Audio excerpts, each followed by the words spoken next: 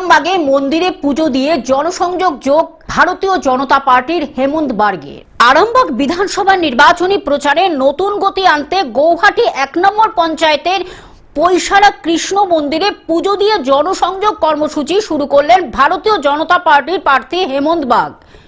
মঙ্গলবার সকালে মন্দিরে পুজো অর্চনার মাধ্যমে নিজের প্রচার সূচনা করেন তিনি। এরপর খারোল, পৈশারা, গৌরী ও শুভয় গ্রামে বাড়ি বাড়ি গিয়ে সাধারণ মানুষের সঙ্গে কথা বলেন এবং তাদের সমস্যার কথা শোনেন। গ্রামবাসীদের সঙ্গে সরাসরি সংযোগ স্থাপন করে উন্নয়নের প্রতিশ্রুতি দেন হেমন্ত বার্গ। স্থানীয় রাস্তা, পানীয় জল, কৃষি এবং কর্মসংস্থানের মতো বিভিন্ন বিষয় নিয়ে মানুষের অভাব অভিযোগ শোনেন তিনি। তার এই জনসংযোগে দলের কর্মী সমর্থকদের উপস্থিতি ছিল চোখে পড়ার মতো। ভারতীয় জনতা পার্টির কাছে কোনো প্রাকৃতিক দুর্যোগটা দুর্যোগ নয়, আমাদের কার্যকর্তারাই সমস্ত রকম দুর্যোগকে বন্ধ করার ক্ষমতা রাখে।